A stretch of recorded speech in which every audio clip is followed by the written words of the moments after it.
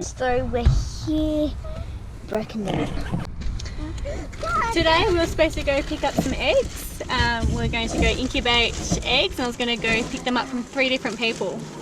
And then my ABS turned on and my steering, I lost my steering, and so I pulled over and my wheel was smoking, and it looks like we've lost a bearing. So I called my husband, I called Paul, and he decided that he would come and help us out because there's no way I can drive the car. But he's 2.5 hours away, so we've been waiting for 2 hours. He's 30 minutes away. The kids are hungry, I'm hungry, we're all hangry, we're all impatient, we're all a bit over it. So he's going to bring us some food and take us home. Luckily one of the ladies I was supposed to pick up the eggs from, she was meeting me halfway, and so I rang her up. I was like, I'm so sorry but my car's broken down.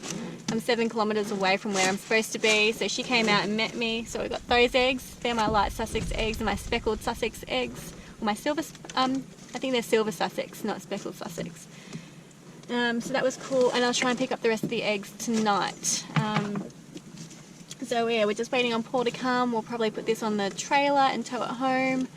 So it's a bit annoying, not exactly what we had planned for today.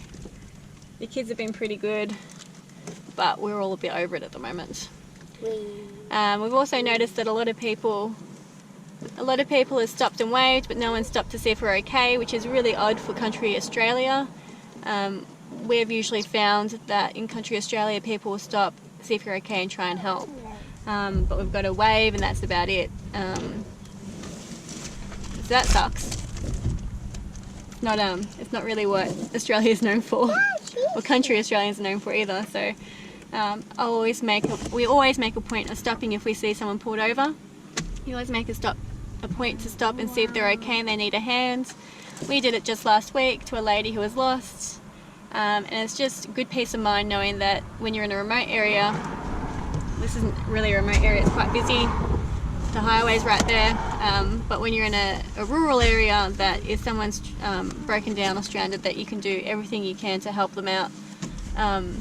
Otherwise it can be hours until help arrives. So a little bit surprised that people have driven past. We've seen a car drive past twice.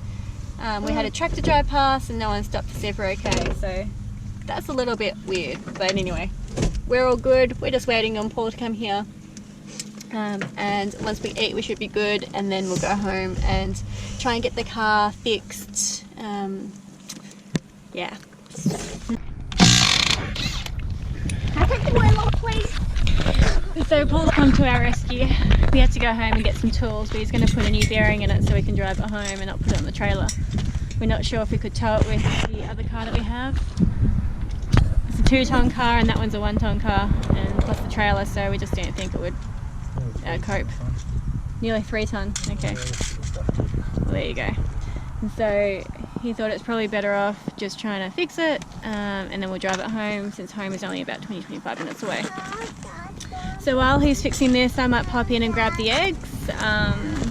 There's one, I'm only 9 k's away from one of the stops, and then I might try and pop into the other one as well. So that one's about 30 minutes from here, so we'll just see how we go. A bearing takes a little while to do, so I've got a little bit of time to kill, a couple of hours to kill, so I may try and go get all the eggs and then do my little grocery shop for the weekend.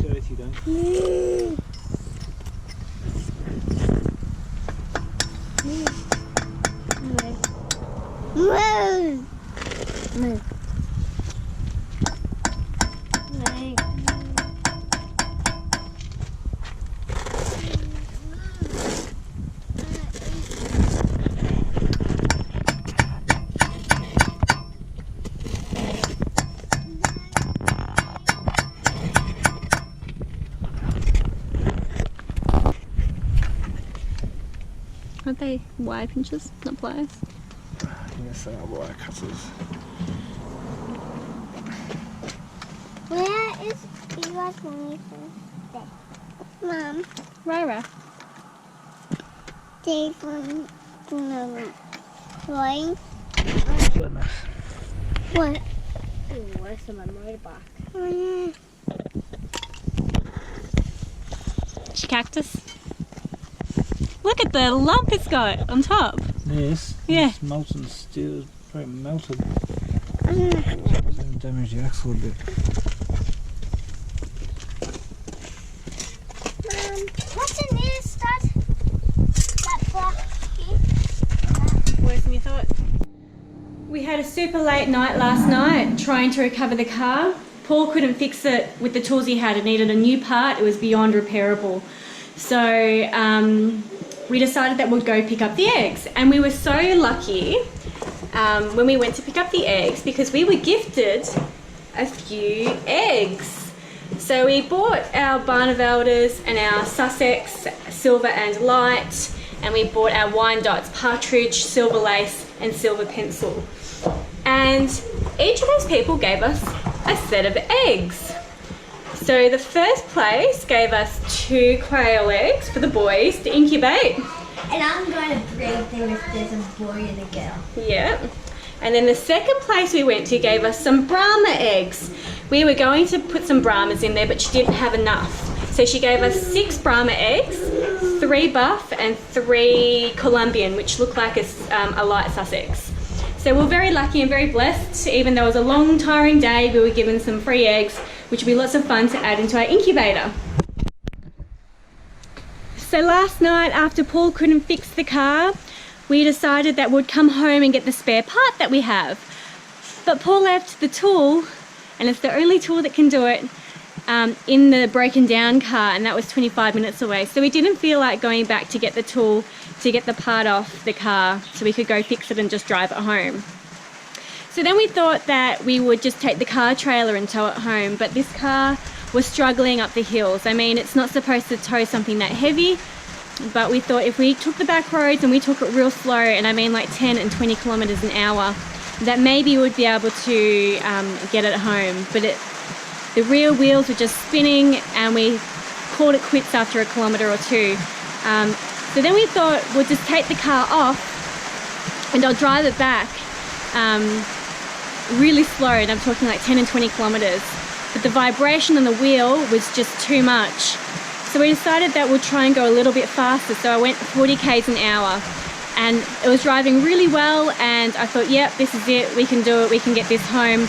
But we had 0 brakes. It was just air when I was pressing the brake pedal. So we decided for safety, we would just leave it there and go back the next day. Today it's pouring, which is fantastic. We really, really need the rain. But we're going to try and put it on the trailer again. But this time it's not going to be dirt road. We realised that there was only one last stretch of dirt, another kilometre or 2. So we'll just drive the car through the dirt, and then we'll put it back on the trailer, and on the bitumen, hopefully the car will cope with it. So we're still about 20-25 kilometres from home, and we're going to go back today and try and pick it up. So I'll take you guys with me, but that will be in tomorrow's vlog. See you guys tomorrow.